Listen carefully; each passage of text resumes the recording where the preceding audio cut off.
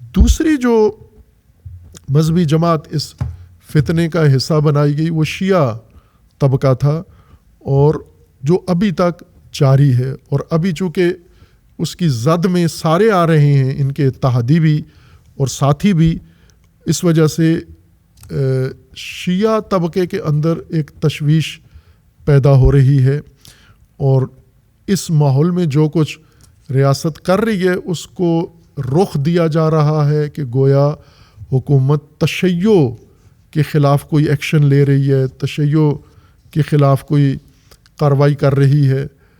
یہ چیز وہ ہے جس کی آگاہی کی ضرورت ہے شیعہ قوم کو، کہ تشیع ٹول کے طور پر استعمال ہوتا رہا ہے، جس طرح مذہبی سیاسی لوگوں نے اسلام کو ٹول کے طور پر سیاست کے لیے استعمال کیا ہے، بڑی بڑی جماعتوں نے، کہ غیر دینی مقصد کے لیے دین کو استعمال کیا ہے، اور غیر مقدس اہداف کے لیے مقدسات کو انہوں نے وسیلہ بنایا ہے۔ خوب ظاہر ہے شیعہ ایک عرصے تک تو باہر تھے سیاست سے، پھر انہیں شوق چڑھا اور آئے پرانے جو لوگ تھے جنہوں نے 90 اور اس کے بعد سیاسی تجربات کیے، انہیں تو جلدی سمجھ میں آ گئی کہ مذہب کی بنیاد پر شیعہ مذہب کو استعمال کر کے ٹول کے طور پر اگر ہم سیاست کریں گے تو کتنی مہنگی پڑتی ہے وہ۔ لیکن جو موجودہ جماعت ہے جنہوں نے پاپولر کا ساتھ دیا اور پھر پاپولر ایک فتنہ بن گیا، تو وہ اس کے ساتھ تھے۔ کوئی حرج نہیں ہے، ایک شخصیت مذہبی ہو کوئی بھی ہو، اس کو اختیار ہے، جا سکتا ہے کسی کے ساتھ بھی، لیکن مذہب کو، دین کو، مقدسات کو ساتھ لے کے جا کے کسی شخص کے لیے قربان کرنا، اور وہ جس میں تشیع کا کوئی دخل ہی نہیں ہے، تشیع کا کوئی فائدہ نہیں ہے بلکہ نقصان ہے، اس میں تشیع کو قیمت کے طور پر ادا کرنا، یہ وہ نقطہ ہے جس کی طرف شیعہ کو متوجہ ہونا چاہیے، کہ جس طرح عدالتوں نے صریحاً سزائیں دے کر، اور جس طرح ریاست نے صریحاً دو ٹوک الفاظ میں بغیر لگی لپٹی کے کہا ہے کہ یہ فتنہ ملک کے خلاف، اور یہ فتنہ ریاست کے خلاف، یہ فتنہ افواج کے خلاف بنا ہے، اور اس کے فتنہ ہونے میں کوئی شک و شبہ نہیں ہے۔ ریاست کے اپنے دلائل ہیں، ہمارے اپنے دلائل ہیں، لیکن یہ بات مسلم ہے کہ یہ فتنہ تھا، اور فتنے والا ہی انجام ہوا، اور نتیجہ ہوا جو اس فتنے میں شامل تھا۔ مثلا فوج اس فتنے میں شامل تھی، فوج نے شدید نقصان اٹھایا۔ مولانا حامد صاحب اس فتنے کا حصہ بنے، شدید نقصان اٹھایا۔ وہ سیاستدان جو آج مقبولیت کے باوجود پارلیمنٹ سے باہر بیٹھے ہوئے ہیں، انہوں نے نقصان اٹھایا چونکہ ایک فتنے کا حصہ بنے۔ تشیع فتنے کا حصہ نہ بنے۔ شخص اپنے طور پر کوئی کرنا چاہتا ہے بے شک کرے، یا تنظیم اگر تنظیمی حیثیت سے کچھ کرنا چاہتی ہے تو اس کو اختیار ہے، کوئی روک نہیں سکتا۔ کس کو حق ہے کسی کو روکے کہ آپ نہ کریں یہ کام؟ لیکن مذہب کو جب استعمال کیا جائے گا، دین کو استعمال کیا جائے گا، مقدسات کو استعمال کیا جائے گا، فتنوں کی بھینٹ چڑھایا جائے، اس سے تشیع کو نقصان ہوتا ہے۔ تشیع پاکستان میں کبھی بھی ریاست کے خلاف شیعہ من حیث مذہب اور من حیث قوم نہیں رہے۔ ممکن ہے شیعہ افراد ساری سیاسی جماعتوں میں ہیں، ہر سیاسی جماعت میں شیعہ کی رکنیت ہے، لیکن وہ تشیع کو نہیں استعمال کرتے۔ مسلم لیگ نون میں شیعہ ہیں، پیپلز پارٹی میں شیعہ ہیں، اور بہت سارے لوگ ہیں، لیکن ان کی زبان سے کبھی ہم نے سنا بھی نہیں، بلکہ چھپاتے ہیں۔ صدر زرداری ابھی بھی ہاتھ باندھ کے نماز پڑھتے ہیں، اپنے تشیع کو پنہان رکھتے ہیں۔ یہ ان کے شیعوں میں کسی کو شک نہیں ہے، لیکن انہوں نے کبھی تشیع کا کارڈ استعمال نہیں کیا۔ اسی طرح باقی محکموں کے اندر شیعہ جاتے ہیں تو وہ اور پیمانوں کے اوپر یا دیگر بنیادوں کے اوپر یہ خدمات اپنی پیش کرتے ہیں، سیاسی حیثیت اپنی یا سماجی حیثیت یا قومی کوئی حیثیت استعمال کرتے ہیں۔ لیکن جو شیعہ کارڈ بینر اٹھا کے جائے گا تو ظاہر ہے کہ تشیع متاثر ہوگا اس سے۔ تاریخ میں یہ بہت ہوا ہے، تاریخ میں تشیع نے حساس موقعوں کے اوپر ایسے ظالموں کا اور فتنوں کا ساتھ دیا ہے، جیسے بنو امیہ کے دور کے آخر میں بنو عباس کو اقتدار دلوانے والے شیعہ تھے، شیعہ لیڈر اور شیعہ جرنیل تھے، جنہوں نے کربلا کا نام استعمال کیا، ائمہ کا نام استعمال کیا، اور ائمہ اطہار کو مجبور کرتے تھے کہ وہ ان کا حصہ بنے. امام صادق علیہ السلام کو مجبور کرتے تھے کہ آپ بھی بیعت کریں اور آپ بھی اس کے اندر شامل ہوں، اور امام نے ان کو روکا نہ ہی کی کہ یہ فتنہ ہے اور تم خود اس کی بھینٹ چڑھو گے، یہ فتنہ ہی تمہیں ختم کرے گا. اور ایسا ہی ہوا. ابو مسلم خراسانی کو بالآخر انہی عباسیوں نے بے دردی کے ساتھ قتل کیا، ابو سلمہ کو انہوں نے قتل کیا. اور اسی طرح جس کو انہوں نے خدمات پیش کی، تشیع کا نام لے کر مقدسات تشیع نقصان اٹھایا. لہٰذا یہ بہت حساس موقع ہے، اور اس میں سب کو واضح ہے کہ پشت پردہ کیا چیز ہے. تشیع کا اس فتنے سے کوئی تعلق نہیں ہے، اور تشیع کو اپنا تعلق جوڑنا بھی نہیں چاہیے بے جا طور پر، بے فائدہ طور پر، کہ جس کا فائدہ بھی تمہیں نہیں ملا. یعنی اس حرکت کا کہ اگر آپ کسی فتنے کا حصہ بنے تو آپ کو کوئی فائدہ بھی ملے گا، کوئی فائدہ نہیں ہے. بھلے فرد کو ملا ہے، تنظیم کو ملا ہوگا، لیکن تشیع کو، مذہب کو کوئی فائدہ نہیں ملا. یہ شخص وہ ہے کہ تشیع کے جنازے کوئٹہ میں سڑک پر پڑے ہوئے تھے، اور اس نے اتنی تحقیر کی، توہین کی کہ کئی دن تک وہ سردی میں جنازے پڑے رہے، اور اس نے کہا کہ تم لاشوں کے ذریعے مجھے بلیک میل کرتے ہو. تم وہ نہیں گیا. اسی طرح کئی اور مواقع کے اوپر تشیع کے ساتھ ناانصافی ہوئی. پارا چنار میں ان کی حکومت تھی KPK میں، اور پارا چنار کے راستے بند ہوئے. کیا تشیع کو فائدہ ملا؟ تشیع کے لیے کیا بات ہوئی؟ اسی دور میں، ان کے دور میں بل پاس ہوئے، ان کے دور میں بہت کچھ ہوتا رہا. تشیع کو تو ذرا برابر کوئی فائدہ نہیں ملا. بھلے آپ انفرادی حیثیت سے یا آپ تنظیمی حیثیت سے بے شک کریں جو کرنا چاہتے ہیں، لیکن تشیع کو اس میں نہ کریں. تشیع کو ریاست کے مقابلے میں کھڑا نہ کریں، اور شیعہ نہ آئیں اپنے ملک کے خلاف، اپنی ریاست کے خلاف، اپنی افواج کے خلاف. شیعہ کسی حیثیت سے نہ آئیں، اور اگر ان کو پیش کیا جا رہا ہے تو شیعہ ظاہر ہے کوئی ایک فرد تو اس نے نہیں لکھوایا ہوا تشیع کا اپنے نام پر کہ سند میرے نام پر ہے، میں شیعہ ہوں، میں جس کو کہوں شیعہ وہ شیعہ ہے. شیعہ ملک کے اندر 4-5 کروڑ افراد شیعہ ہیں، اور ہر شیعہ کو اپنے مذہب کے دفاع کا حق بنتا ہے. اس سے کوئی لے نہیں سکتا کہ جہاں پر بھی مذہب سے غلط فائدہ اٹھایا جا رہا ہے، مذہب کو بدنام کیا جا رہا ہے، مذہب کو کمزور کیا جا رہا ہے، وہاں پر تشیع کا حق بنتا ہے ہر شیعہ کا، انفرادی حیثیت سے، اجتماعی حیثیت سے، خصوصاً علماء کا، کہ جو علماء تشیع کا کھاتے ہیں، تشیع کے نام پر کھاتے ہیں، تشیع کا حق ہے ان کی گردن کے اوپر. یہ جو سٹیجوں پہ بیٹھتے ہیں، جو مدرسوں میں بیٹھے ہوئے ہیں، جو سیاسی قیادت اٹھائی ہوئے ہیں تشیع کی، یہ تشیع کا کھا رہے ہیں، تشیع کے دسترخوان پر ہیں، تشیع کے نام پر ان کو احترام ملا ہے، عزت ملی ہے، ان کو وقار ملا ہے، پیسہ ملا ہے، وسائل ہیں، یہ کوٹھیاں، بنگلے، کاریں، یہ سب کچھ آپ کے آباء و اجداد کی میراث نہیں ہے، آپ کو مذہب کی وجہ سے یہ سب کچھ ملا ہے.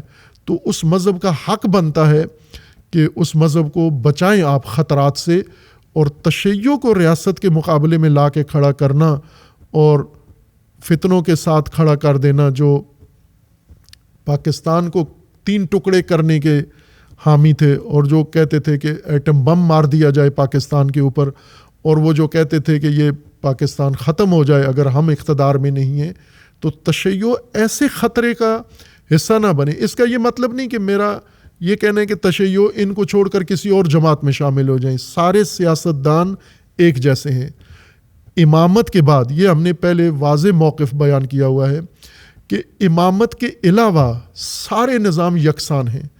اگر امامت کا نظام نہیں ہے جیسا قرآن نے بیان کیا، جیسا رسول اللہ نے فرمایا، جس طرح اہل البیت نے بیان فرمایا، اگر امامت کا نظریہ یا امامت کا نظام نہیں ہے تو پھر آمریت اور جمہوریت ایک ہو جاتے ہیں، پھر استبداد اور انتخاب ایک ہو جاتے، کوئی فرق نہیں رہتا، پھر سب کے سب ایک کیٹیگری میں آ جاتے ہیں.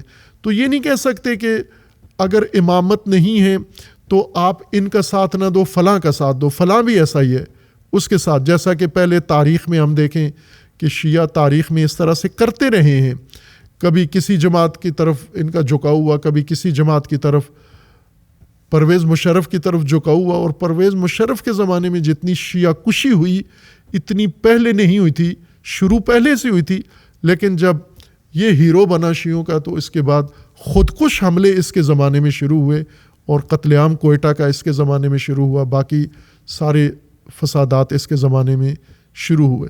تو تشیع کو باوقار طریقے سے، جس طرح عراق کا تشیع اس نے اپنا وقار ملحوظ نہیں رکھا، عراقی تشیع نے کبھی بھی تاریخ میں اپنا وقار ملحوظ نہیں رکھا، ہمیشہ جھکاؤ صدام کی طرف رہا، ظالم کی طرف رہا، ستمگر کی طرف رہا، ہر ایک کی طرف جھک جاتے تھے، جو بھی جس کے پاس طاقت ہے یہ اس کے ساتھ جا کے مل جاتے تھے. اس نے نقصان پہنچایا عراقی تشیع کو. اور اس کے بعد اگر ہم دیکھیں تو سب سے باوقار ترین تشیع وہ لبنان میں ہے، وہ یمن میں ہے، وہ ایران میں ہے. یہ مثالیں ہیں اعلیٰ وقار کی، اور پاکستان کا تشیع باوقار ہونا چاہیے.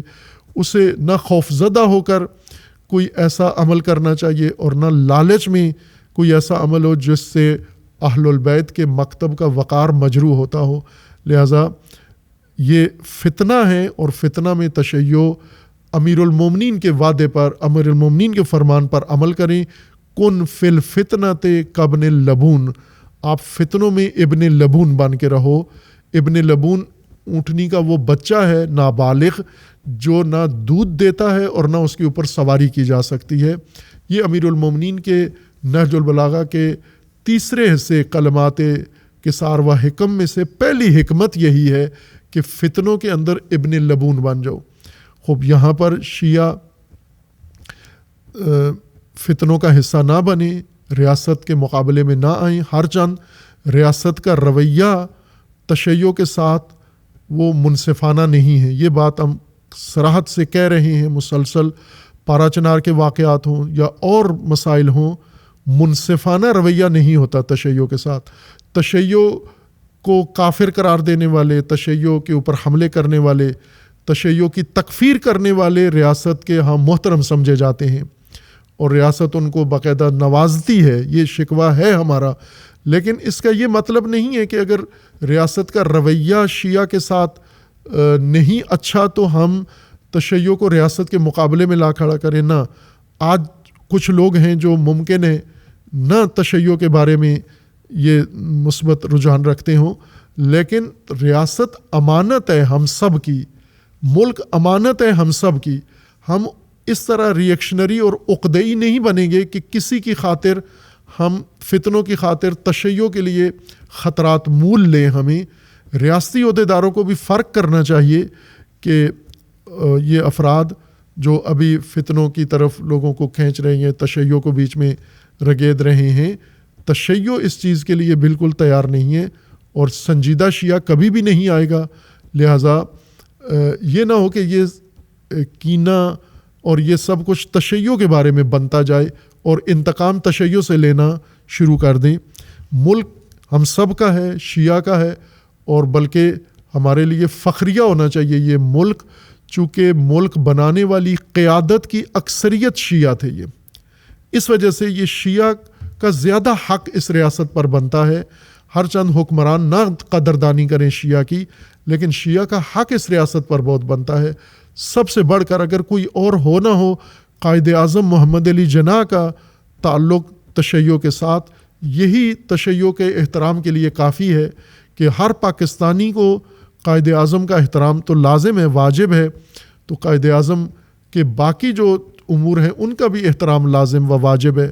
قائد اعظم کا شہر، قائد اعظم کی باتیں، قائد اعظم کے خطبات، تو قائد اعظم کی قوم کا بھی احترام کرنا چاہیے، اور شیعہ کو اپنا احترام ملحوظ رکھنا چاہیے. موقع نہ دیں نہ حکومت ریاست کو نہ مخالفین کو کہ شیعہ کا وقار اور شیعہ کا احترام مجروح کریں.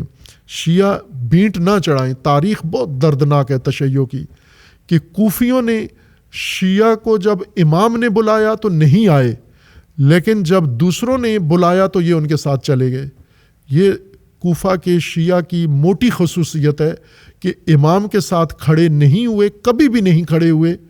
امام علی ان کے ساتھ گئے, نہیں کھڑے ہوئے. امام حسن کے ساتھ نہیں کھڑے ہوئے. امام حسین کے ساتھ کھڑے نہیں ہوئے. امام زین العابدین کے ساتھ کھڑے نہیں ہوئے. لیکن جب انہیں ائمہ کے خلاف اکٹھا کیا گیا وہاں کھڑے ہو جاتے ہیں. تو یہ ننگ ہے, یہ ماڈل کوفی تشیع والا یہ نہیں جچتا ہمیں. جس طرح لبنان کا تشیع ہے, جس طرح ایران کا باوقار تشیع ہے, جس طرح سے یمن کا باوقار تشیع ہے, اس طرح کا ماڈل پاکستانی شیعہ کو, جوانوں کو, علماء کو, قیادت کو, سب کو اپنانا چاہیے. انفرادی طور پر جس انسان کا جو جی چاہتا ہے وہ کرے, اس پہ کوئی اعتراض نہیں ہے. اس کے لیے کوئی نفع نقصان اس کا ہے. فائدہ ہے تو خود انہیں مل گیا ہے, نقصان ہے تو خود انہیں ہوگا. اگر فائدہ جس طرح شیعہ بن کر کوئی جاتا ہے تو فائدہ تشیع کا نہیں ہوتا, اس کی ذات کا ہوتا ہے یا ان کی تنظیم کا ہوتا ہے, تو نقصان بھی ان کا ہونا چاہیے اور ان کی تنظیم کا. شیعہ کا نقصان بھی نہیں ہونا چاہیے. یہ بات ریاستی ادارے بھی اور ریاستی حکمران بھی ذہن میں رکھیں اور تشیع کے ساتھ اپنے رویے کو ان پیمانوں پر نہ استوار کریں کہ فلاں شخص نے یہ کیا تو ہم تشیع کے بارے میں کوئی کینہ دل میں پیدا کر لیں اور ان سے انتقام لینا شروع کر دیں. تشیع مبرہ ہے ان چیزوں سے.